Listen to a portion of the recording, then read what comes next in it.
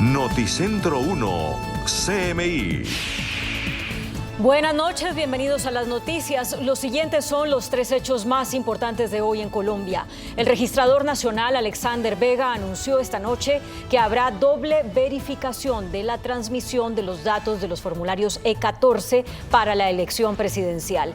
Esto implica que serán dictadas 2 veces los resultados con el fin de minimizar las omisiones. El funcionario además dijo que el día de elecciones las campañas políticas podrán hacer auditoría de esos datos en atención a la solicitud que hicieron justamente algunas campañas. Ampliación de esta noticia en nuestra emisión nacional a las 9 de la noche. El fallecido futbolista Freddy Rincón sí iba conduciendo al momento del trágico accidente. El fiscal Francisco Barbosa confirmó esta noche desde Medellín que aunque Rincón fue hallado en el puesto del copiloto, la investigación permitió determinar que al momento del choque iba manejando la camioneta. El dictamen se logró con informes forenses de medicina legal, estudios técnicos e información de testigos. Ampliación de esta noticia en nuestra emisión nacional a las 9 de la noche. Aumentó la pobreza en Colombia. Según el DANE, 4 de cada 10 jefes de hogar se declara en situación de pobreza. El director de la entidad, Juan Daniel Oviedo, informó que la percepción de pobreza aumentó 8% en el año 2021. En medio de la pandemia se redujo el porcentaje de personas o de hogares, mejor, con vivienda propia y con carro particular, según la encuesta oficial. Ampliaremos esta noticia en nuestra emisión nacional a las 9 de la noche. Las siguientes son las noticias más importantes del mundo hoy. Mariupol a punto de caer por el asedio ruso.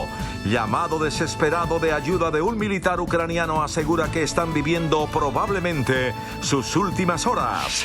Rusia desata un infierno de artillería en la región del Donbass, en el oriente de Ucrania. Rusia presenta una nueva oferta de negociación a Ucrania. Estados Unidos aprueba $800 millones en ayuda militar adicional para Ucrania. Putin prueba un misil intercontinental capaz de impactar a Estados Unidos. Estados Unidos asegura que el mundo está viviendo la peor migración forzosa desde la Segunda Guerra Mundial. Estados Unidos estudia retomar acuerdos migratorios con Cuba. Tiroteo en embajada de Perú en Estados Unidos. Un hombre que entró armado fue neutralizado por el servicio secreto. España registra nevadas inesperadas. Con Claudia Palacios y Margarita Ortega. Rusia estaría a punto de apoderarse de Mariupol tras semanas de bombardear esa ciudad portuaria. Hoy le dio un ultimátum a los soldados ucranianos atrincherados en esa ciudad. El devastador asedio de las tropas de Putin llevó a un comandante ucraniano a lanzar un desesperado pedido de ayuda, en el que advierte que están ante sus últimos días o probablemente horas de vida.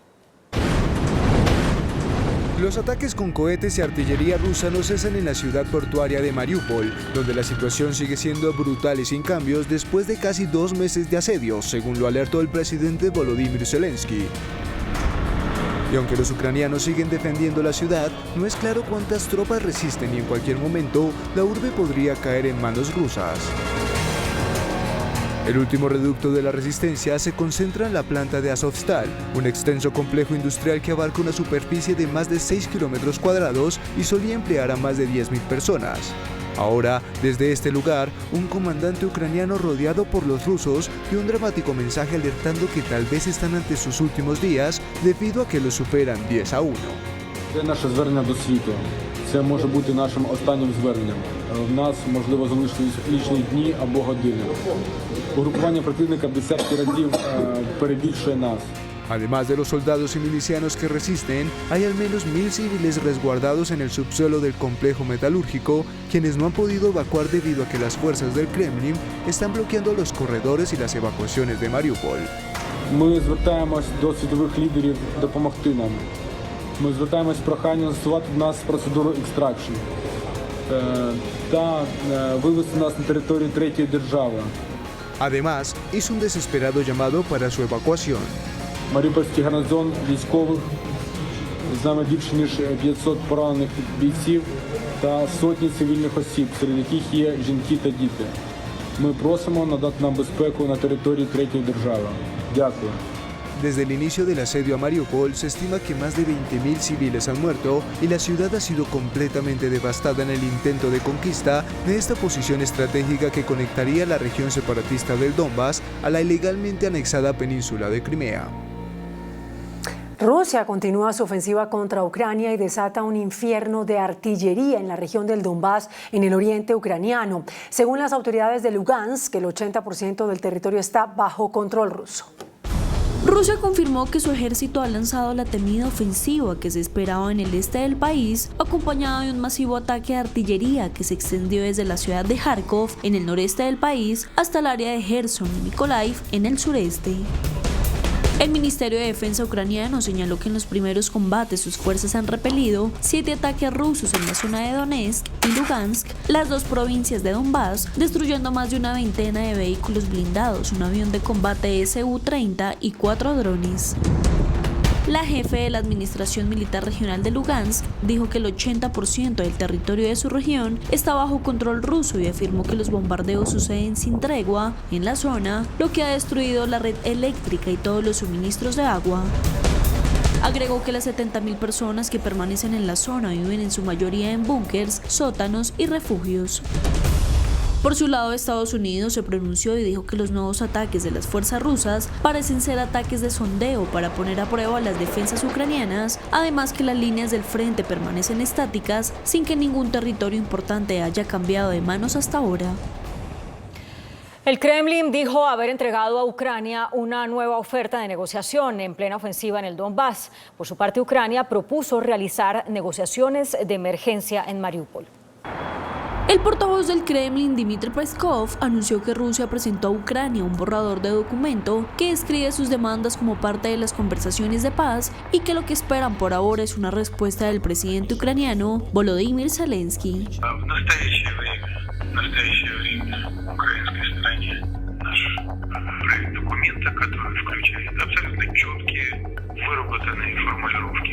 Por su parte, Zelensky dijo que no ha visto nada y acusó a Rusia de no tomarse el tema en serio. Щодо пана Піскова, нічого про це не чув, точно нічого не бачив. Впевнений, що нам нічого не передали. М'яч на нашому боці. Я, в принципі, непогано раніше грав в футбол в мирний час. Там які правила? Треба, щоб було 2 команди і щоб був м'яч. Тут мені здається, що він сам з собою грає в футбол, пан Пісков, але на такі серйозні речі точно з ними не граються. А дуже серйозно треба ставитись. Тому ми обов'язково покажемо, як ми б'ємо по воротах, як тільки. En las últimas horas se conoció que Ucrania propuso celebrar una ronda especial de negociaciones con Rusia en la asediada ciudad de Mariupol, que parecía estar a punto de caer en manos rusas tras semanas de asedio. Más de 5 millones de personas han huido de Ucrania desde el inicio de la invasión rusa a finales de febrero. La mayoría han escapado a la vecina Polonia. Ucrania experimenta el peor éxodo registrado en Europa desde la Segunda Guerra Mundial y esto se debe a la brutal invasión rusa que empezó a finales de febrero y que ha provocado la huida en masa de millones de ucranianos que tuvieron que refugiarse del fuego de cohetes y artillería rusa en países vecinos. La cifra total ya superó el primer pronóstico de la Agencia de Naciones Unidas para los Refugiados, cuando más de 5 millones de personas han huido de Ucrania y se espera que este número siga creciendo. Well, the number of refugees that are fleeing across the borders continues to increase on a daily basis. So in less than 2 months, in about 8 weeks, we've seen a quarter of Ukraine's population.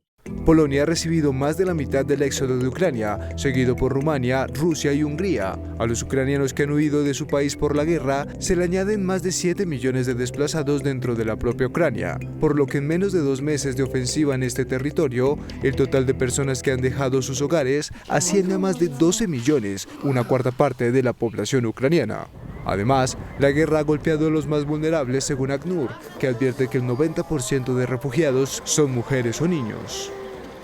El presidente del Consejo Europeo visitó Ucrania, con lo cual esta nación recibió un gran espaldarazo de la Unión Europea, que aseguró estar decidida a hacer todo lo posible para que esta exrepública soviética gane la guerra contra Rusia. El funcionario agregó que el Kremlin no logrará destruir la soberanía ucraniana ni dividir al bloque comunitario.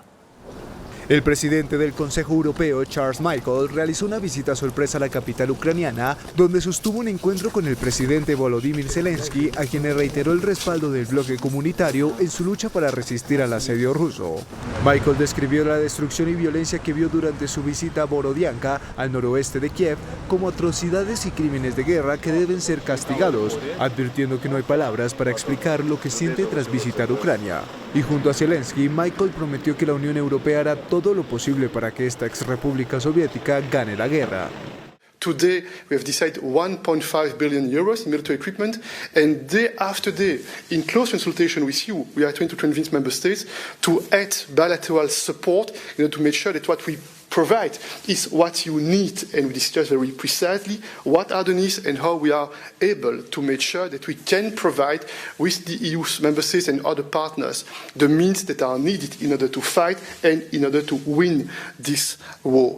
El funcionario también prometió que el Kremlin no logrará destruir la soberanía de Ucrania ni dividir a la Unión Europea. El secretario general de Naciones Unidas, el portugués Antonio Guterres, envió cartas al presidente de Rusia, Vladimir Putin, y al mandatario ucraniano, Volodymyr Zelensky, proponiéndoles reuniones en Moscú y en Kiev, respectivamente. Esto en un intento para encontrar medidas urgentes para pacificar Ucrania, una iniciativa previa que ni siquiera fue respondida por Moscú.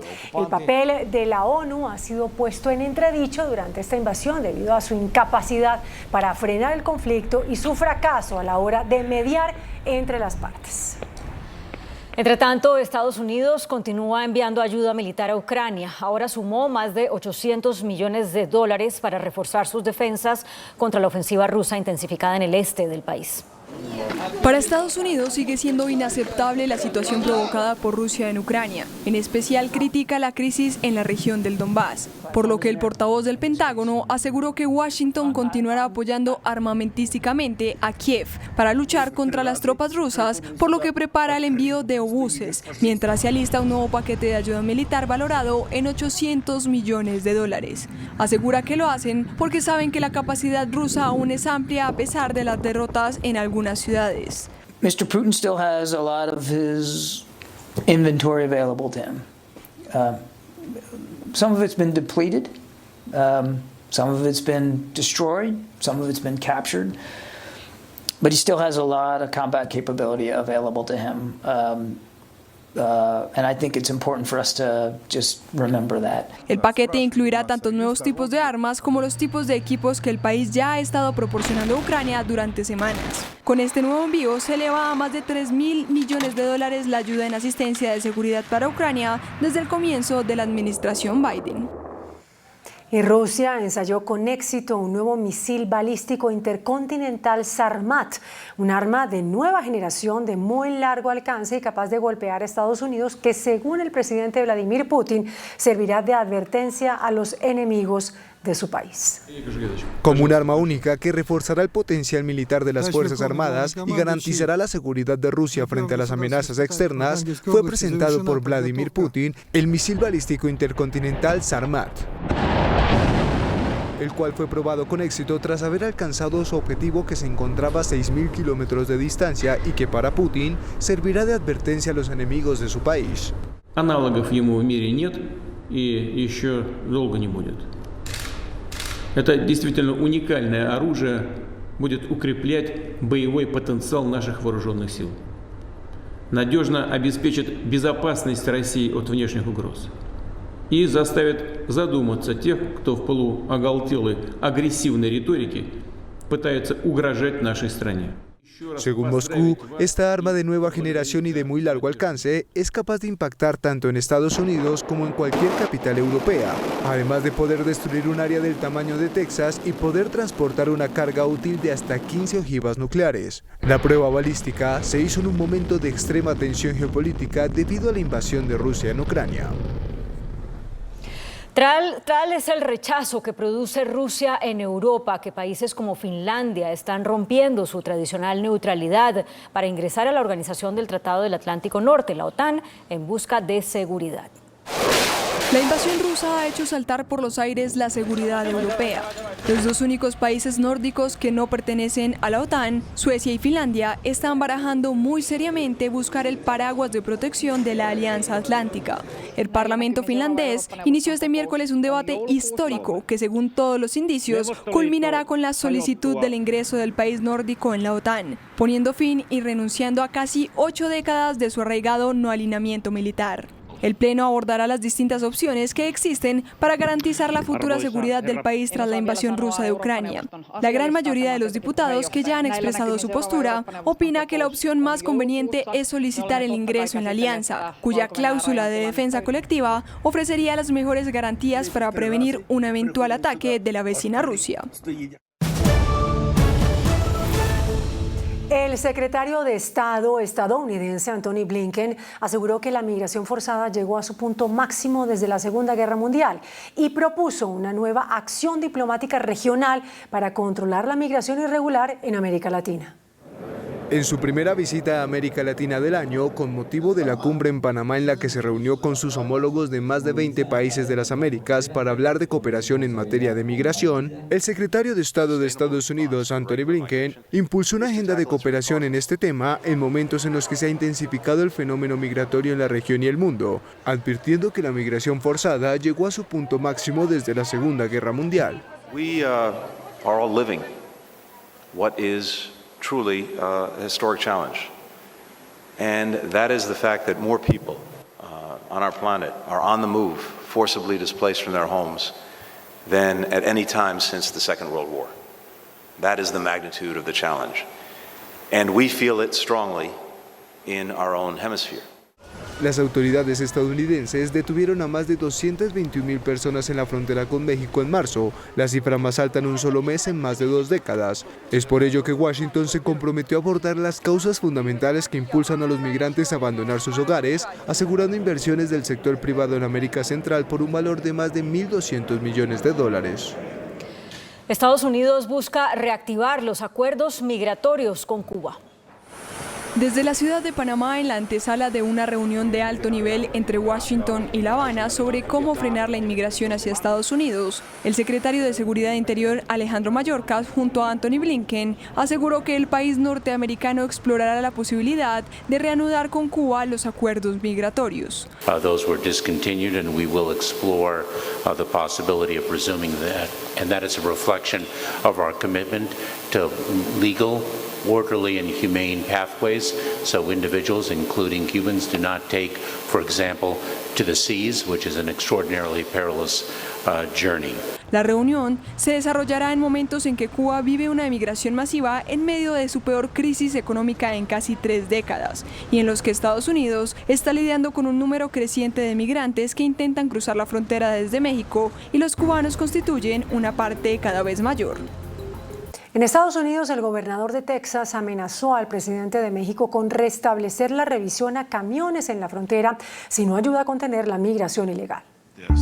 El gobernador de Texas, Greg Abbott, advirtió que si México no se hace responsable de frenar la migración irregular hacia Estados Unidos, volverá a imponer las inspecciones a camiones que colapsaron la frontera el mes pasado. El mandatario republicano señaló durante una entrevista que dichas medidas causarán estragos a México y los costos políticos lo asumirán sus gobernadores, incluido el presidente Andrés Manuel López Obrador. Y es que la semana pasada Abbott ordenó la revisión extraordinaria a camiones de carga que entrarán a territorio texano con el fin de contener el ingreso ilegal de personas, pero entorpeció el flujo comercial y las cadenas de suministro entre las fronteras de ambos países. Este operativo inició en respuesta a los planes del gobierno de Joe Biden de eliminar el Título 42, la política que permite expulsar de forma expedita a los migrantes indocumentados que crucen la frontera sin que tengan la posibilidad de pedir asilo en Estados Unidos, impuesta con el objetivo de evitar la propagación de COVID-19 en el país. El Servicio Secreto de Estados Unidos le disparó a una persona que ingresó sin autorización a la Embajada de Perú en Washington. El embajador peruano y su familia se encuentran a salvo. El Servicio Secreto de Estados Unidos reportó un tiroteo en el que agentes de policía dispararon a un intruso que estaba rompiendo ventanas en la residencia del embajador peruano en Estados Unidos. El embajador Osvaldo de Rivero y su familia estaban dentro de la residencia en el vecindario de Forest Hills, en el noreste de Washington, cuando escucharon que rompían varias ventanas. Los oficiales uniformados del servicio secreto encontraron a un hombre armado con un poste de metal en el patio trasero de la residencia y desplegaron un taser en un esfuerzo por detenerlo. Luego los oficiales le dispararon al hombre, quien fue declarado muerto en la escena. Las autoridades manifestaron que el hombre tendría entre 20 y 30 años y que aún están investigando los hechos. La sequía y los fuertes vientos en Arizona, Estados Unidos, han agravado los incendios forestales que azotan el estado. Ya fue declarado el estado de emergencia. Las enormes llamas del incendio forestal en una zona rural en el norte de Arizona, que calcinaron 2 docenas de edificios y obligaron a evacuar más de 700 hogares, fueron avivadas por el viento.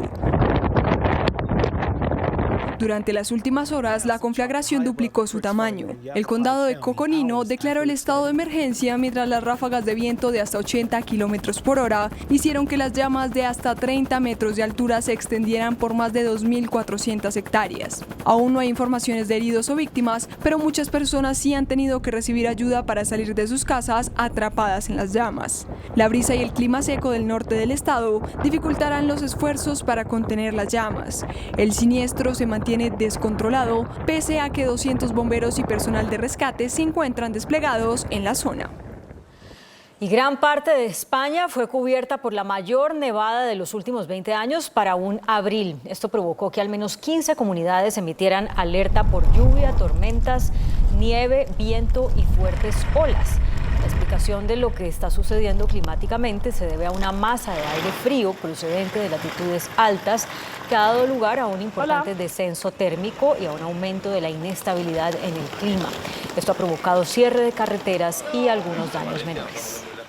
Emmanuel Macron y Marine Le Pen se enfrentaron cara a cara en el último debate antes de la segunda vuelta presidencial de Francia, que será este domingo. El presidente Emmanuel Macron, que busca la reelección en los comicios del 24 de abril, y la cabeza del partido ultraderechista Agrupación Nacional Marine Le Pen, se encontraron en un inesperado debate televisivo. Los dos candidatos dieron sus argumentos contrastantes en temas que concentran las preocupaciones de los franceses, como el poder adquisitivo, la guerra en Ucrania, la Unión Europea, las pensiones, el medio ambiente, la tecnología, la educación y la seguridad. El debate estuvo especialmente acalorado cuando dialogaron sobre el poder adquisitivo, las relaciones franco-rusas, el tránsito a las energías limpias y las expresiones religiosas en el territorio francés. Uno de los puntos más esperados eran las propuestas de los candidatos sobre cómo lidiar con el conflicto en Ucrania. Macron aseguró que el rol de Francia y de Europa ha sido fundamental para que los ucranianos hayan podido resistir la avanzada rusa y atacó duramente a su rival electoral por sus vínculos con Rusia. Sin embargo, Le Pen se defendió y reiteró su solidaridad con el pueblo ucraniano. Además, dijo que apoyó las medidas tomadas por el gobierno de Macron e incluso las sanciones. La justicia británica dio luz verde a la orden de extradición de Julian Assange a Estados Unidos. El fundador de Wikileaks, Julian Assange, está un paso más cerca de la extradición a Estados Unidos, la cual lleva 10 años intentando evitar. Esto después de que la justicia británica emitió la orden formal de entregarlo a Washington, que lo acusa de violar una ley de espionaje. Ahora la ministra británica del Interior, Priti Patel, de profunda línea conservadora, debe tomar en el plazo de 2 meses la decisión de extraditar o no al activista de 50 años, que permanece actualmente en prisión. Los abogados de Assange ya han anunciado la decisión de su cliente de pelear hasta el final su posible entrega, pero si no hubiera ningún recurso, la extradición se produciría en los 28 días siguientes de haber sido eventualmente autorizada por la ministra. La ciudad china de Shanghái, confinada desde principios de mes, anunció una prudente relajación de sus medidas sanitarias. Las autoridades de la ciudad china de Shanghái confirmaron otros 7 muertos y cerca de 19.000 casos de coronavirus durante las últimas 24 horas. Sin embargo, el gobierno local anunció una prudente relajación de sus estrictas medidas sanitarias en medio de un fuerte descontento social causado por las serias dificultades que trajo el confinamiento para los habitantes de la capital financiera de China y hogar de 26 millones de personas. Por lo que Shanghái permitió que 4 millones más de residentes puedan salir de sus casas y ahora un total de 12 millones de residentes tienen autorizado estar en las calles, bajo el argumento de que la zona en la que viven el virus está bajo control efectivo. aunque en Shanghái y parte del gigante asiático se siente el enorme impacto económico de las estrictas cuarentenas que han desatado fuertes cuestionamientos por la falta de comida, enfrentamientos con la policía y hasta suicidios. La justicia de Estados Unidos confirmó que hubo pago de sobornos a la estatal Petroecuador durante los gobiernos de Rafael Correa y Lenín Moreno. La justicia de Estados Unidos desveló más elementos que desenrollan un poco más el entramado de corrupción dentro de Petroecuador, la empresa pública ecuatoriana cuyos funcionarios habrían aceptado sobornos para conceder contratos para la venta del crudo ecuatoriano. Ahora aparecen dos nombres en la trama, los hermanos Antonio y Enrique Pérez y Casa. El primero aceptó los cargos que se le imputan por los delitos de lavado de dinero y violación de la ley de prácticas corruptas en el extranjero. En otras palabras, reconoció que entre junio de 2011 y julio de 2019, durante el gobierno del expresidente Rafael Correa y parte de la gestión del expresidente Lenín Moreno, entregó sobornos a funcionarios ecuatorianos, utilizando empresas y cuentas bancarias en los Estados Unidos a cambio de obtener contratos de Petroecuador a favor de 3 empresas. Noticentro 1 CMI presenta una empresa comprometida por Colombia. El más grande estudio de Latinoamérica sobre la efectividad y seguridad del uso de fórmulas magistrales a base de cannabis medicinal para tratar los síntomas de pacientes con dolor crónico ya fue publicado en una de las revistas internacionales más influyentes en el ámbito académico. Esta es la primera investigación de este tipo que se lleva a cabo desde que Colombia instauró el marco regulatorio que otorga a los pacientes elegibles el acceso seguro e informado al cannabis medicinal. Es un estudio que es pionero porque es la primera vez desde que en 2017 Colombia legalizase el acceso a productos de cannabis medicinal. El estudio que acabamos de publicar en colaboración con los profesionales médicos de la Clínica Serenia de Bogotá, en Colombia, se titula Diferencias dependientes del sexo en los desenlaces médicos y en los perfiles de prescripción de 2 productos medicinales derivados de cannabis. Este estudio fue realizado con una muestra de 2.112 adultos diagnosticados con dolor crónico de etiología diversa. Hemos publicado que 9 de cada 10 participantes en el estudio reportaron algún tipo de beneficio. Es más, 7 de cada 10 pacientes reportaron un beneficio superior al 50%, teniendo en cuenta que la duración del estudio superaba los 6 meses, esto es muy relevante, y de igual manera 7 de cada 10 participantes declararon no haber percibido ningún efecto secundario. La mayor parte de la cohorte tenía dolor crónico no especificado. Después teníamos dolor asociado a trastornos del aparato esquelético o muscular, lo que normalmente conocemos con algias, las lumbalgias, por ejemplo, y después teníamos derivados de enfermedades neurodegenerativas. Recuerden que siempre han de hacerlo de la mano de un especialista médico. Pueden llamar al numeral 963 para pedir su cita en Clínica Serenia o descargar la aplicación en su móvil Doctor Serenia.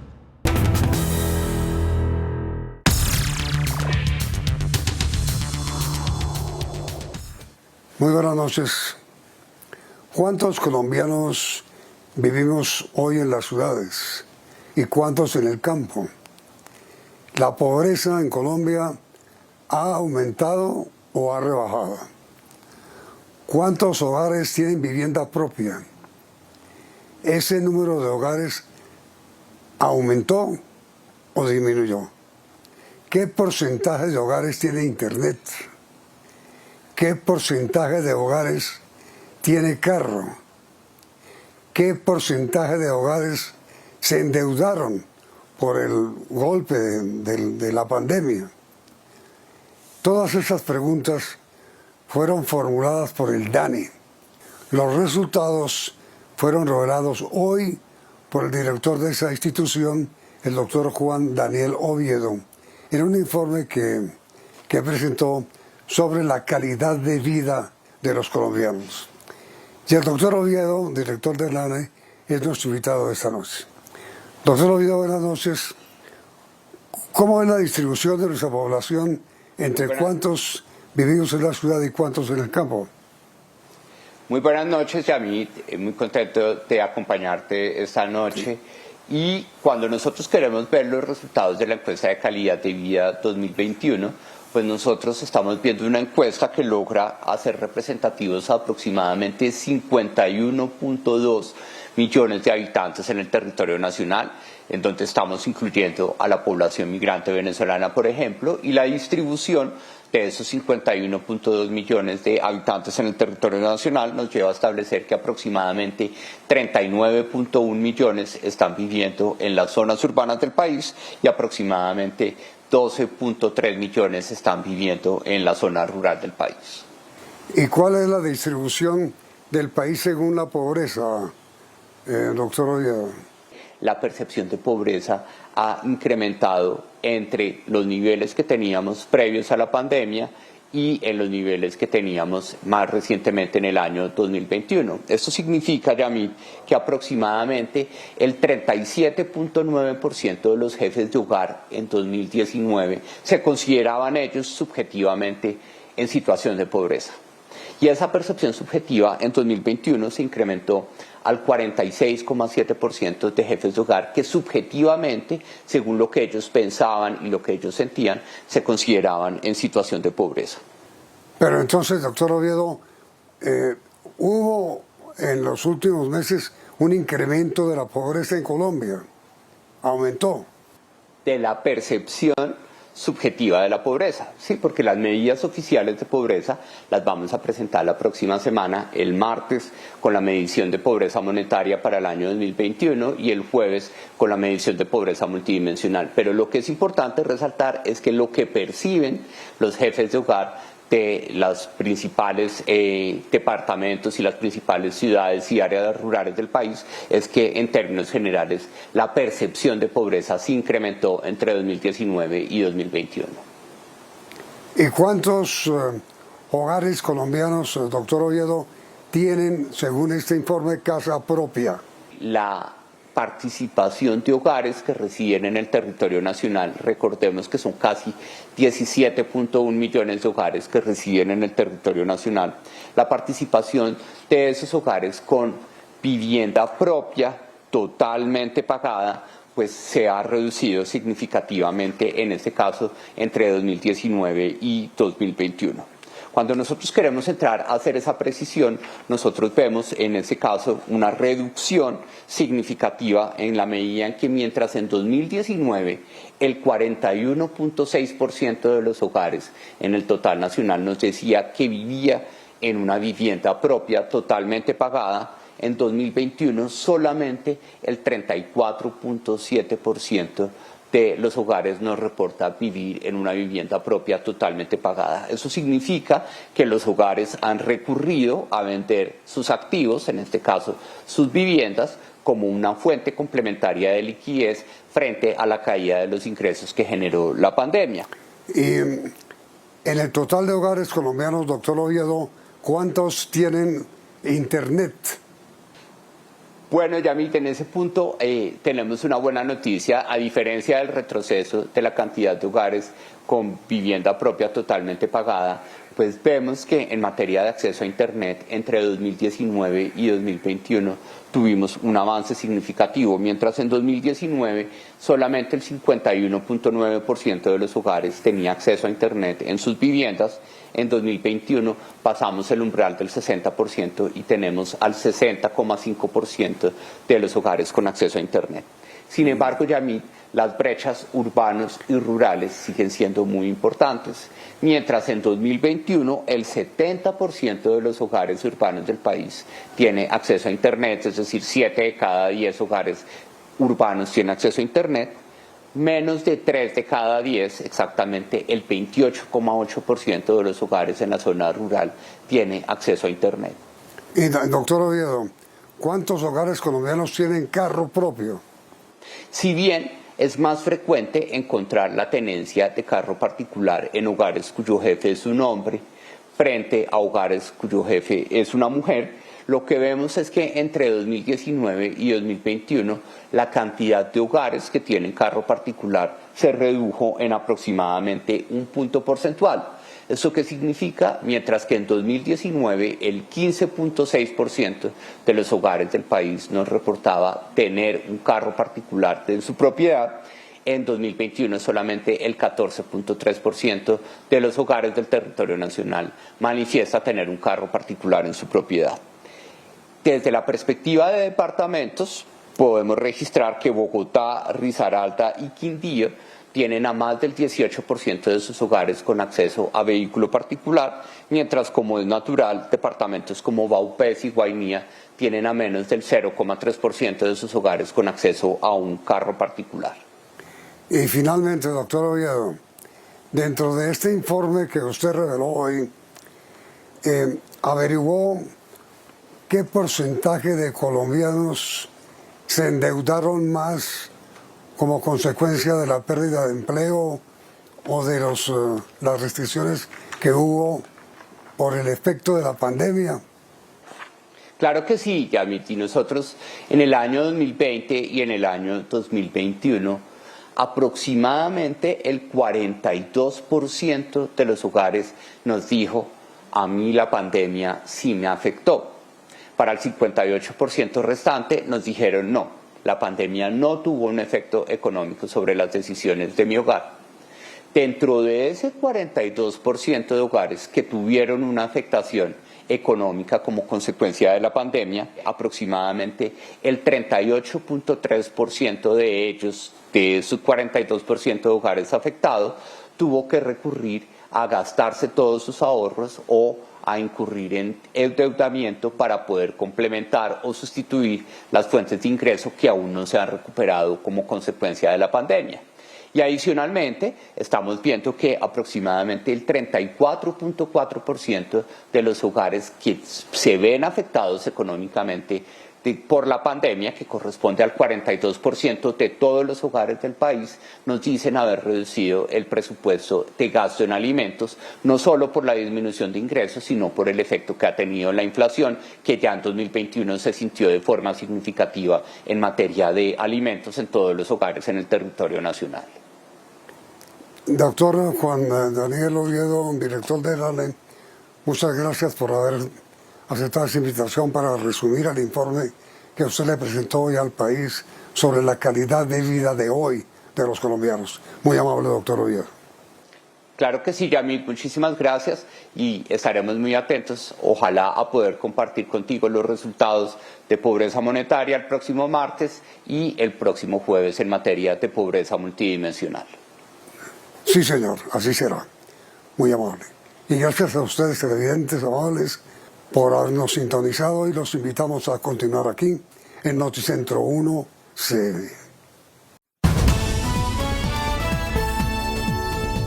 Noticentro 1 CMI. Registrador anuncia rigurosas garantías para las elecciones presidenciales. Habrá 2 y no solo un preconteo en las mesas de votación. Se harán simulacros con los jurados. Gobierno responde a quejas de candidato presidencial Sergio Fajardo. Comenzaron escrutinios de elecciones al Senado. Más de 50.000 reclamaciones.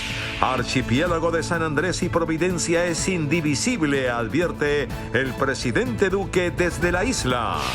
Atacan con explosivos a patrulla del ejército en Frontino, Antioquia. 6 soldados muertos. Catatumbo bloqueada por carros bomba. Afectados Ocaña, Acarí y La Playa. Controversia por ley de cuotas. Tribunal tumba nombramiento del ministro de Defensa. Gobierno apela. Freddy Rincón sí manejaba el vehículo accidentado, confirma la Fiscalía. Corte Suprema confirma condena de 7 años, 11 meses de cárcel a exgobernador Luis Alfredo Ramos. Estados Unidos expresa preocupación por situación en la frontera colombo-venezolana. Piedad de Córdoba acepta retiro de campaña de Petro, pero niega negociación con narcos. Debate de candidatos sobre futura negociación de paz con ELN. Raquel Bernal, nueva rectora de Universidad de los Andes. Cierres nocturnos en la vía al llano. 1.800 muertos este año en accidentes de tránsito en el país. 3 millones de hogares colombianos caen en la pobreza, revela Planeación. Sigue sin solución pago de impuestos en Bogotá. Con Claudia Palacios y Margarita Ortega. Iniciamos nuestra segunda hora de noticias. El registrador nacional Alexander Vega anunció esta noche un riguroso plan de garantías para las elecciones presidenciales. Se realizarán 2 preconteos de los resultados de las mesas de votación y habrá simulacros de estos preconteos con los jurados de votación. El registrador nacional anunció que habrá doble conteo a la hora de transmitir los datos de los formularios E14 vía telefónica al centro de recepción una vez se cierren las urnas a las 4 de la tarde. Para garantizar un preconteo válido, efectivo, se va a hacer el doble reporte. ¿Qué quiere decir eso? Los transmisores informarán a los receptores la votación de los 8 candidatos y los demás datos del formulario E14. Una vez termine, tendrá que verificar nuevamente, una segunda verificación. Si efectivamente corresponde en el primer informe y en la verificación, se transmite el preconteo. Si no hay consistencia entre el primer reporte y la verificación, volverá a hacerse una tercera. De acuerdo con el registrador, las campañas políticas también podrán auditar los datos del preconteo el mismo día de elecciones. Y también se está trabajando en una auditoría internacional requerida por el Consejo Nacional Electoral. Se aprobó una auditoría frente no solo al preconteo, se va a hacer auditoría a los software de jurados de votación, software de primer nivel, los municipales. El señor ministro ahorita les hablará la solicitud que hizo el Consejo Electoral para la auditoría al software de escrutinios. Otra medida fue la aprobación de un nuevo formulario E14. Se están tomando decisiones que son muy importantes para la recuperación de confianza el día de las elecciones. Se toma una decisión adecuada frente al diseño del E14, es decir, del cuentavotos para el día de las elecciones. Está a color diferenciado, los cuadros para colocar la información de los votos son mucho más grandes. Entonces aquí hay unos avances que van en el sentido positivo. El registrador además explicó que se hará un nuevo sorteo y se cambiarán los jurados de votación de todas las mesas, dando prioridad a quienes tengan experiencia. Tiene que hacer un nuevo cambio en todas las mesas, un nuevo sorteo, porque entonces los jóvenes pasan ahora a otro sector y se va a priorizar el tema de partidos políticos y personas con experiencia que hayan ya tenido como empleados públicos, privados y oficiales. Los 5.109 mesas son 15.000 jurados que están investigados por la Fiscalía y la Procuraduría. Esos se excluyen de las bases de datos. El registrador además informó las fechas que ya tienen previstas para los simulacros del proceso electoral. El del preconteo será el 14 de mayo. Lina María Sandoval, Noticentro 1 CMI. Por su parte, el ministro del Interior, Daniel Palacios, respondió a los reclamos del candidato Sergio Fajardo sobre la falta de garantías electorales. El ministro del Interior le respondió al candidato Sergio Fajardo, quien no asistió a la Comisión de Garantías Electorales. Por medio de una carta dijo que no le generaba confianza a un gobierno que apoyó la modificación de la Ley de Garantías. También dijo que la Procuraduría General de la Nación está en cabeza de una exfuncionaria del Gobierno Nacional y por lo tanto no goza de la independencia que debería tener un organismo de control. El ministro del Interior lamentó que Fajardo no hubiese asistido. Dijo que este espacio era para expresar estos cuestionamientos frente al certamen electoral. Creo que el doctor Fajardo se le olvida que hace 4 años, cuando él aspiró, el Procurador General de la Nación era Fernando Carrillo, que venía de ser ministro del Interior del gobierno de Juan Manuel Santos. Ahí sí no le pareció que la Procuraduría no le daba garantías. Entonces, en ese sentido, yo creo que hay que respetar la institucionalidad. La Procuradora General de la Nación es una Procuraduría independiente, como lo es la Registraduría, como es la Fiscalía General de la Nación, como es la Contraloría General de la República. El Consejo Nacional Electoral inició los escrutinios nacionales de las elecciones al Senado de la República. Apoderados de los partidos políticos estiman que hay cerca de 50.000 reclamaciones por mal conteo de votos.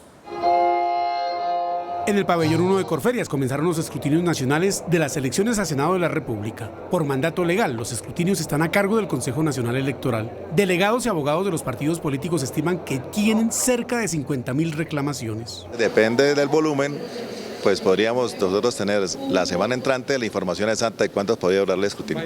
Después de los escrutinios, el Consejo Nacional Electoral entregará la credencial de electo a los congresistas que deben posesionarse el 20 de julio. La Corte Internacional de Justicia de La Haya anunciará mañana jueves su fallo sobre la demanda que presentó Nicaragua por un presunto incumplimiento de Colombia al fallo de ese tribunal hace 10 años. Pero el presidente Iván Duque anticipó hoy desde Providencia que el archipiélago de San Andrés y Providencia es indivisible.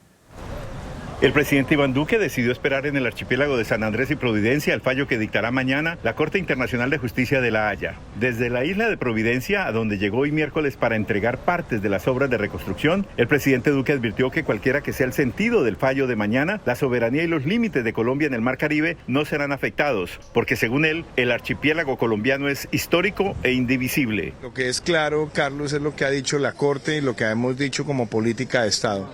Lo que está inscrito en nuestra Constitución en el artículo 101, y es que los límites de Colombia solamente son modificables a través de tratados internacionales ratificados por el Congreso de nuestro país. Y yo creo que lo más importante en estos momentos es que nosotros tengamos ese principio de unidad nacional para la defensa de este archipiélago histórico e indivisible, la unidad nacional para la protección de los derechos de nuestras comunidades raizales y lo más importante también, que en esto no hay ni colores políticos ni colores de partido. Mañana, los 15 magistrados de la Corte Internacional de Justicia, el principal órgano judicial de la ONU, resolverá uno de los dos últimos procesos iniciados por Nicaragua contra Colombia, relativo a las supuestas violaciones de derechos soberanos y de espacios marítimos en el Mar Caribe. La reconstrucción de Providencia y Santa Catalina, las dos islas más afectadas por el huracán Iota a finales del año 2020, avanza entre alegrías y sinsabores para sus habitantes. Esto fue lo que encontró el enviado de Noticentro 1 CMI, Carlos Ruiz. Carlos, adelante. ¿Qué tal? Muy buenas noches. Han pasado 521 días desde el trágico 20 de noviembre del año 2020, cuando por primera vez un huracán de categoría 5 tocó el territorio colombiano, el huracán Iota, que destrozó Santa Catalina, Providencia y una parte de la isla de San Andrés. El presidente Iván Duque realizó hoy una visita a Providencia y Santa Catalina para entregar obras civiles y públicas con las cuales se están recuperando estas dos islas que él había prometido reconstruir en menos de 100 días después del huracán. ¿En qué estado se encuentra esta reconstrucción? Es la pregunta que se hacen los colombianos. Aquí en Providencia hay opiniones divididas. Solamente están arreglando las casas que están al frente de la calle. Y las que están en las calles cruzadas todavía no han avanzado ni un 20%. Bueno, la mayoría no. Digamos que un 40% de lo que yo he visto están ya reconstruidos y hay viviendas nuevas. Falta, pero ahí vamos lento pero seguro. Aquí no hay satisfacción, los contratistas están haciendo lo que da la gana. Es más, algunos dicen que esta es una mina de oro que hay acá en Providencia, no sé por qué lo dicen, que esto es una mina de oro, güey. Y en ese mismo porcentaje me atrevo a decir que es la satisfacción de la comunidad que ha recibido casas que hoy están y son mejores que las que tenía la mayoría de la población en ese mismo porcentaje. ¿Cómo la reconstrucción? La reconstrucción elegante, un 100% vamos bien. No, la cosa que está avanzando. Está bastante buena la cuestión de las casas. Son personas berracas que vinieron de muy lejos, dejaron su familia, pero que dan lo mejor de sí. El presidente Duque prometió hoy enfáticamente que antes de terminar su mandato dejará totalmente reconstruidas las islas. Hoy tenemos un proceso de reconstrucción que ya puede estar superando el 80% y lo vamos a terminar juntos como colombianos.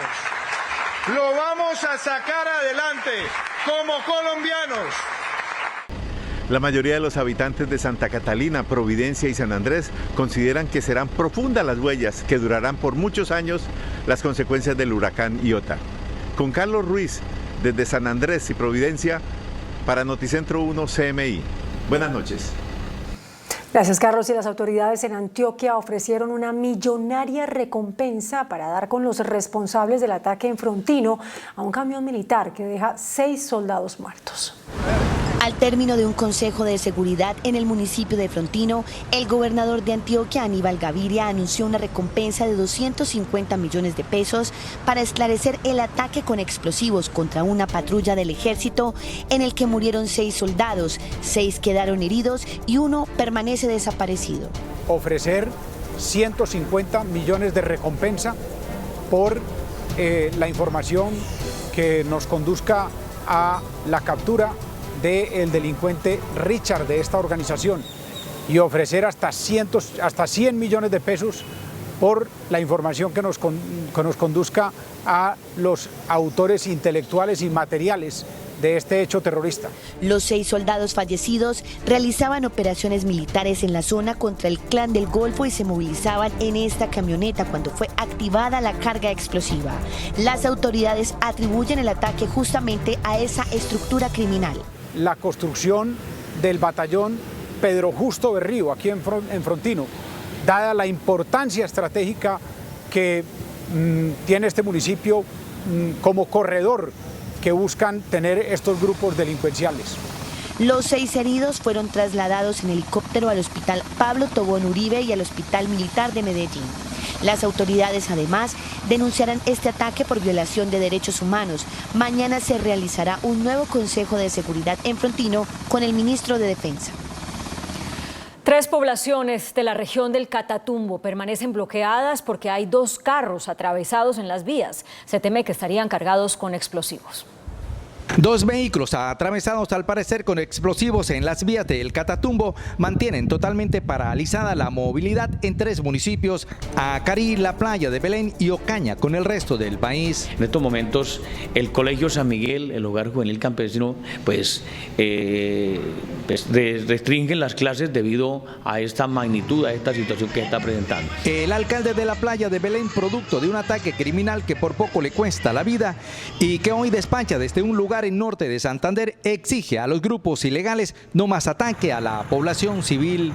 Un llamado a la cordura, a la cordialidad, a dejar esa hostilidad que tiene en vilo a toda una región, que tiene con miedo a cada uno de los habitantes. La población permanece totalmente atemorizada por la presencia de estos vehículos, al parecer con explosivos. Uno de los automotores se encuentra a escasos metros de varias instituciones educativas, afectando a más de 600 estudiantes.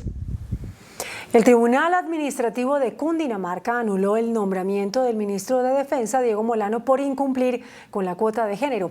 El gobierno apelará al fallo. Para tumbar el decreto que designó a Diego Molano en el Ministerio de Defensa en febrero de 2021, el tribunal tuvo en cuenta que para ese momento solo había 5 ministras: Claudia Blum, Mabel Torres, Karen Abudinem, María Victoria Angulo y Ángela María Orozco. Con ellas no se cumplía la cuota de género del 30%, pues el tribunal ratificó que se lograba con 6 mujeres de un total de 18 ministros. Mínimo 30% equivalente a 6. Como quiera que el nombramiento del ministro se hace incumpliendo estas disposiciones, pues el tribunal decide en primera instancia anular este nombramiento. El ministro Molano no saldrá inmediatamente del cargo, pues el Consejo de Estado deberá estudiar la apelación del fallo. Por lo tanto, el ministro en este momento y hasta tanto interpone recurso, pues no puede dejar el cargo. La nueva postura del tribunal contradice otra que habían adoptado en noviembre del año pasado con el caso del exministro de Cultura, Felipe Buitrago. En ese momento advirtieron que la ley de cuotas se cumplía con 5 ministras. Hoy hay 7 ministras. Entonces, como siempre lo dije, esto es un proceso que es dinámico. Y de hecho, después del nombramiento del ministro Molano, vinieron otros nombramientos de ministras mujeres. Entonces, al tener hoy esa distribución, por eso pedimos una aclaración del fallo. Por presunto incumplimiento de la cuota de género, todavía quedan pendientes demandas contra el ministro del Interior, Daniel Palacios, y el director del DAPRE, Víctor Muñoz. El fiscal Francisco Barbosa reveló esta noche que Freddy Rincón sí iba manejando el vehículo la madrugada del siniestro que le causó la muerte. Desde Medellín, el fiscal general de la Nación, Francisco Barbosa, dijo que el exfutbolista Freddy Rincón sí iba conduciendo el vehículo en el que se accidentó la madrugada del pasado 11 de abril en Cali y que 3 días después le causó la muerte. El dictamen se logró con informes forenses de medicina legal, estudios técnicos e información de testigos. Efectivamente, el señor Freddy Rincón, conforme a la información y a la evidencia que tiene la Fiscalía General de la Nación, conducía el vehículo. Agregó que se analizaron detalladamente los videos de cámara de seguridad que permitieron avanzar en la investigación. El fiscal agregó que aún faltan algunas investigaciones por concluir, como pruebas de alcohol y testimonios de testigos. El presunto narcotraficante Edward Giraldo, alias Boliqueso, socio del Clan del Golfo, fue capturado por autoridades de Colombia y México. Giraldo es señalado de enviar decenas de toneladas de cocaína a Centroamérica, Estados Unidos y Europa. Su captura se dio en Ciudad de México en una alianza de los policías de Colombia, México y Reino Unido. La Corte Suprema de Justicia confirmó la condena a 7 años y 11 meses de prisión impuesta al exgobernador de Antioquia, Luis Alfredo Ramos, por vínculos con grupos paramilitares. La Sala de Casación Penal indicó que el exgobernador Ramos es responsable de aliarse con grupos de autodefensa para que apoyaran sus campañas al Senado en 2002 y a la gobernación en 2008. El embajador de Estados Unidos en Colombia, Philip Goldberg, mostró su preocupación por la creciente presencia de grupos armados ilegales en la zona de frontera con Venezuela. El diplomático que se pronunció en la cumbre Bicentenario Colombia-Estados Unidos señaló que su gobierno ha mostrado su preocupación por la creciente presencia de grupos armados ilegales que tienen como refugio a Venezuela. El panorama afecta a Colombia, pero también genera riesgos para la región. Seguimos preocupados por lo que está pasando, que grupos narcoterroristas tienen refugio en Venezuela, que es un tema muy importante para Colombia, para la región, para los Estados Unidos. Entonces seguimos preocupados por lo que está pasando. Sobre el caso de Rusia, el embajador señaló que también inquieta a Estados Unidos la incursión de estos ciudadanos en Colombia. La Justicia Especial para la Paz expulsó al exsenador Julio Alberto Mansura Abdalá por no cumplir su compromiso con la verdad sobre su participación en el conflicto armado. El excongresista no entregó información sobre la parapolítica diferente a la que ya se conocía en la justicia ordinaria. El proceso judicial volverá a la Corte Suprema de Justicia. La senadora electa Piedad Córdoba respondió esta noche a la solicitud que le hizo Gustavo Petro para que se margine de la campaña. En un comunicado público, la dirigente dice que nunca ha negociado con delincuentes. Piedad Córdoba es senadora electa en la lista del pacto histórico de Gustavo Petro. Sin embargo, el jefe de esa agrupación política dijo hoy en su cuenta de Twitter: solicito a Piedad Córdoba suspender todas sus actividades dentro de la campaña hasta que pueda resolver, ojalá favorablemente, las indicaciones jurídicas que se le hacen. A Piedad Córdoba se le ha acusado, entre otras cosas, de tener negocios con Alep Saab, sindicado de ser el testaferro de Nicolás Maduro, y de haber negociado, según Ingrid Betancourt, con la guerrilla de las FARC el tiempo de los secuestros.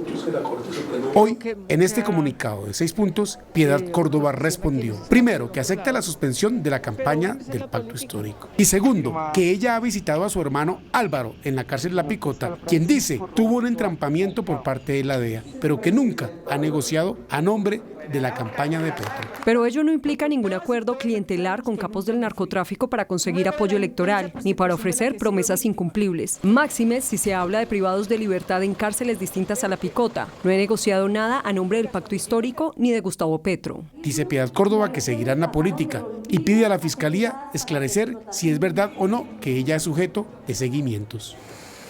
Sobre la controversia interna que vive el pacto histórico, el candidato Federico Gutiérrez denunció hoy que por medio de Piedad Córdoba, Gustavo Petro busca acuerdos con mafiosos para eliminar la extradición. La denuncia de Federico Gutiérrez en el sentido de que la campaña de Gustavo Petro busca abolir la extradición en Colombia la hizo sin entregar prueba alguna. Dice Gutiérrez que eso lo estaría negociando Piedad Córdoba en cárceles. Dichas visitas habrían consistido en básicamente ofrecer beneficios para que no fueran extraditados y un mensaje para que a través de una eventual victoria de la otra campaña de Gustavo Petro ganara la presidencia, abolían la extradición. El país no se le puede entregar ni a los corruptos, ni a los violentos, ni a los narcos. Según Federico Gutiérrez, la extradición es una herramienta fundamental en la lucha contra las mafias. En un acto realizado esta noche en Bogotá, el candidato presidencial de la coalición Centro Esperanza, Sergio Fajardo, recibió la adhesión de un nutrido grupo de dirigentes y militantes liberales. En el evento participaron dirigentes como los excandidatos presidenciales Alejandro Gaviria y Juan Manuel Galán y líderes sociales liberales de diferentes localidades de Bogotá.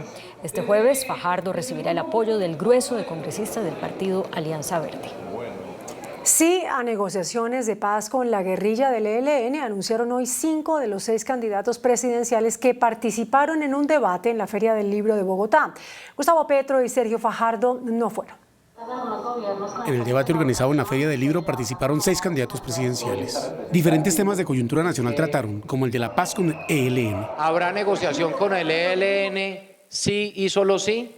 Dejan la violencia contra los colombianos y dejan el narcotráfico. Pero con condiciones, primero, con una fecha de vencimiento a esa apertura, es decir, no nos van a llevar como nos llevaron en el Caguán a tratar de ganar tiempo para armarse. Mi papá y mi hija la mataron el ELN y yo negociaría con ellos porque yo no puedo trasladar mi angustia a la angustia y la inseguridad del pueblo colombiano. En la guerra todos perdemos. Nadie gana en la guerra. Cuando un grupo al margen de la ley quiere tener una opción de sometimiento a la justicia, tiene que cumplir con ese ordenamiento jurídico. Y no podemos darle el beneficio de negociar la ley a quienes asesinan y cometen actos terroristas. Frente a un auditorio de cerca de 1.500 personas, el debate duró 3 horas. El Consejo Superior de la Universidad de los Andes eligió por primera vez a una mujer como rectora en propiedad. Raquel Bernal dirigirá esa institución hasta el año 2026. La Universidad de los Andes, una de las más prestigiosas en Colombia y en América Latina, estrena nueva rectora. Se trata de Raquel Bernal, economista egresada de esta misma institución y quien ha estado vinculada como profesora desde el año 2006 y desde 2019 asumió el cargo de vicerrectora académica. Es para mí realmente un gran honor servirle a esta comunidad que ha sido mi casa por tantos años. Iniciamos hoy juntos un proyecto colectivo emocionante, muchos retos que vamos a enfrentar en el futuro. Raquel Bernal venía desempeñándose como rectora encargada de la Universidad de los Andes en reemplazo de Alejandro Gaviria, quien renunció para postularse a la presidencia de la República. En alerta y bajo riesgo inminente están más de 70 familias en el barrio Bellaflor, en la localidad de Ciudad Bolívar, en Bogotá. La montaña se ha venido deslizando por cuenta de las fuertes lluvias. A punto de colapsar están varias viviendas en el barrio Bellaflor, en la localidad de Ciudad Bolívar. Corremos el peligro de que esta montaña se venga y no puede ser una familia, pueden ser 70, 80 familias afectadas.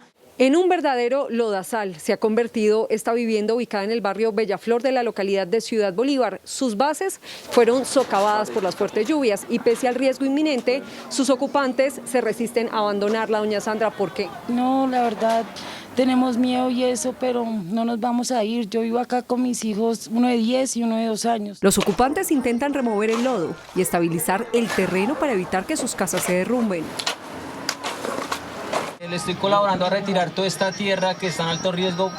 La estamos cruzando para allá para poderle cruzar un palo desde acá hasta arriba para sostener. En Soacha, un árbol de eucalipto cayó sobre 3 viviendas y en el portal de Transmilenio del Sur se registraron inundaciones. Tocó meternos. A esta hora continúa cerrada la vía Apulo-Tocaima a la altura del kilómetro 38. Gran parte de la bancada se desprendió. Afectó la vía principal en ambos sentidos. La recomendación es tomar la vía alterna por Mesitas del Colegio hacia Biota. Y el Instituto Nacional de Vías informó que la vía Bogotá-Villavicencio tendrá cierre total hoy, miércoles 20 y mañana, jueves 21 de abril, en ambos sentidos desde las 9 de la noche y hasta las 4:30 de la mañana.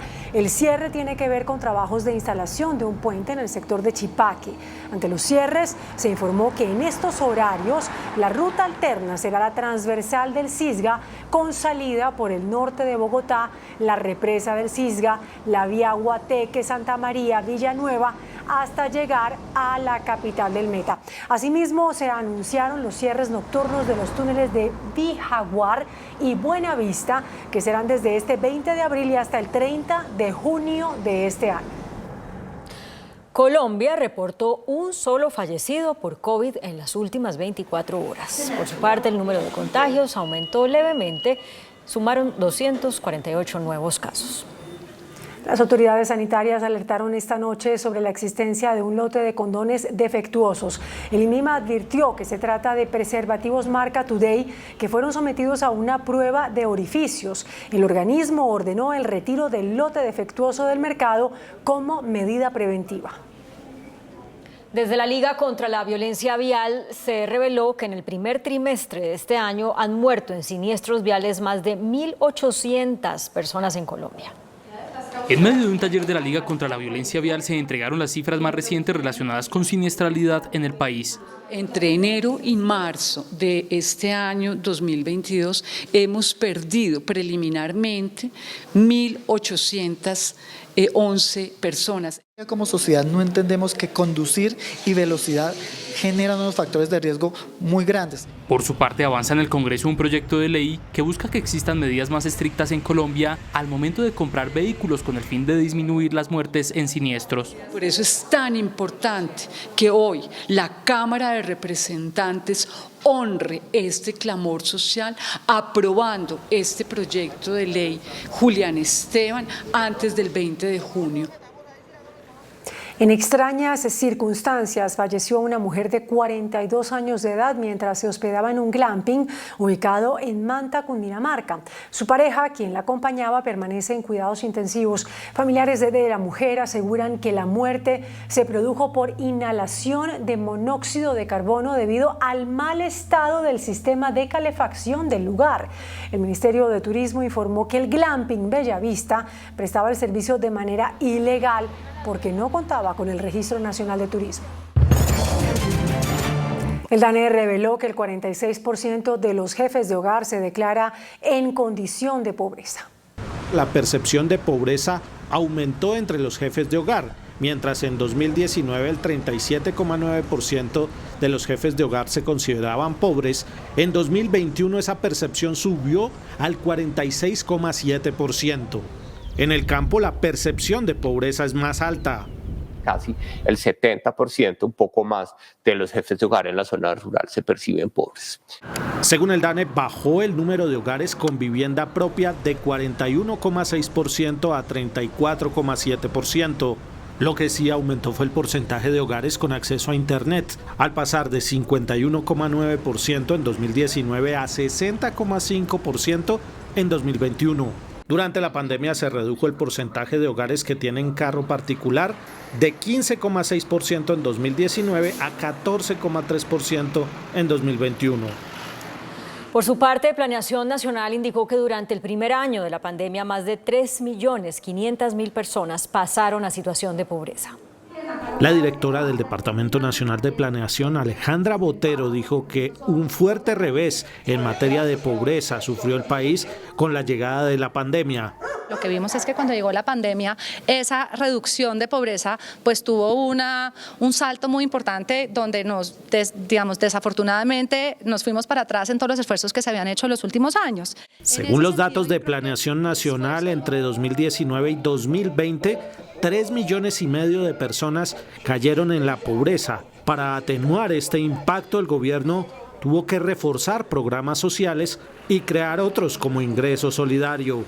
Reforzar las transferencias que ya teníamos de jóvenes, familias en acción, los más vulnerables que estaban en los programas. Actualmente el subsidio de ingreso solidario beneficia a 3 millones de pobres. El gobierno estudia ampliarlo a 4 millones de personas. Juan Armando Rojas, Noticentro 1, CMI. El ministro de Hacienda, José Manuel Restrepo, anunció cambios en la fórmula para calcular los precios de los combustibles en el país. La nueva fórmula para fijar los precios de los combustibles buscará reducir el déficit del Fondo de Estabilización, pero sobre todo minimizar presiones sobre la inflación. Un borrador de un decreto en donde se revisa, se redefine la metodología que en este momento existe para la definición de precios de los combustibles a nivel nacional. El déficit de dicho fondo alcanza los 14.1 billones de pesos, el cual se financiará a través de 4 mecanismos: presupuesto general, sobrantes del servicio de la deuda, excedentes de Ecopetrol y apropiaciones para 2023. Toda la política del Fondo de Estabilización de Precios es muy importante para contener el fenómeno inflacionario Y lo ha venido haciendo evitando por lo menos un aumento de casi 5 puntos porcentuales en los últimos años en materia de precios en el país. Se espera tener la hoja de ruta sobre el nuevo esquema en lo que resta del año. La Cámara de Procultivos garantizó el abastecimiento de insumos para la producción de bienes agrícolas. De acuerdo con el gremio, el sector privado ha tomado las medidas necesarias para mitigar los efectos de la guerra entre Rusia y Ucrania en esta materia. Más del 70% de las empresas cuentan con los inventarios suficientes en materias primas para cubrir la producción del presente año. En Bogotá continúan las largas filas y los reclamos de los contribuyentes por las dificultades para el pago de impuestos. Hoy el sistema de la Secretaría de Hacienda se cayó. No para el calvario para el pago de impuestos en Bogotá. Este miércoles cientos de contribuyentes madrugaron y se sometieron a largas filas para hacer el trámite, pero perdieron el viaje. Hoy no se puede pagar porque no hay sistema. Ante la caída en el sistema se distribuyeron preturnos con los que serán atendidos mañana. Para dejar nuestra plata en el distrito tenemos que esperar y rogar, esto es inaudito. Ni trayéndole la plata en efectivo, aquí la tengo en el bolsillo para traerla y no me la reciben. El viernes, de continuar las fallas, se aplazaría la fecha para el pago del impuesto predial, que vence entre el 9 y 24 de mayo. El aeropuerto El Dorado recibirá una inversión de $40 millones. El Aeropuerto Internacional El Dorado, ubicado en Bogotá, tendrá una inyección de capital, así lo aseguró Andrés Ortega, gerente general de OPAIN. Una inversión de unos $30 millones en plataformas nuevas para tener mayor capacidad. Otra parte del presupuesto será usada en maquinaria, esto con el fin de disminuir los tiempos en las operaciones aéreas. Cambio de maquinaria, de sustitución, que durante el año 2022 y 2023 suman cerca de $40 millones para tener los equipos y el aeropuerto funcionando adecuadamente. También se anunció que se abrieron vacantes laborales para personas que vivan cerca del Aeropuerto Internacional El Dorado, en zonas como Fontibón, Engativá y Funza. El director de la Banca de las Oportunidades, Freddy Castro, elegido por el Foro de Davos como líder mundial joven, fue destacado por su rol al frente del programa que busca aumentar los índices de inclusión financiera en el país. La elección se hizo entre miles de jóvenes menores de 40 años. El índice de capitalización de la bolsa, que mide el comportamiento de las 20 principales acciones, cerró al alza. El índice selectivo MSCI Colcap de la Bolsa de Valores de Colombia subió 2% a 1.635 puntos. La acción del Bancolombia fue la que más subió, con una valorización de 3,49% a 44.500 pesos. La acción de Enca fue la que más bajó, con una pérdida de 3,61% a 24 pesos. La acción más negociada de la jornada fue la de Ecopetrol, al movilizar más de 46.000 millones de pesos, con una variación positiva de 1,49% a 3.399 pesos. El dólar cerró al alza. Indicadores económicos en Noticentro 1 CMI. La tasa representativa del mercado que regirá para mañana jueves será de 3.758 pesos con 65 centavos. Los profesionales del cambio compran la divisa en promedio entre 1.730 pesos y la venden entre 1.780 pesos. Un euro cuesta 4.078 pesos con 50 centavos. La libra de café en Nueva York se cotizó a $2 con 18 centavos. El azúcar se transó en 19,66 centavos de dólar la libra. El barril de petróleo WTI se cotizó en $102 con 38 centavos. La referencia Brent para Colombia se cotizó en $107 con 28 centavos. Una acción de Ecopetrol cuesta 3.399 pesos. Noticentro 1 CMI presenta una empresa comprometida por Colombia. Los niños de Providencia vuelven a soñar con su nueva institución educativa Junín, la cual fue destruida por el paso del huracán Iota. Su reconstrucción fue resultado de una iniciativa liderada por Claro y Claro por Colombia, que contó con aportes de sus clientes y colaboradores por cerca de 600 millones de pesos por medio de mensajes de texto. Y en 2021, Claro y otras empresas aliadas aportaron más de 1.000 millones para finalizar el proyecto. Es un espacio mucho más innovador, más acogedor, un lugar mucho más bonito en el sentido de la construcción bastante fuerte y apropiada aún no solo para el colegio, sino por si acaso llegara otra eventualidad, los padres o la gente de la comunidad podría tranquilamente utilizar las aulas como albergue. Muy bonito, con mucha seguridad para los niños. Daré de mí todo el empeño para que ellos se sientan bien en este entorno. La reconstrucción del colegio, que cuenta con un área de 560 metros, beneficiará a cerca de 100 alumnos de educación inicial y primaria.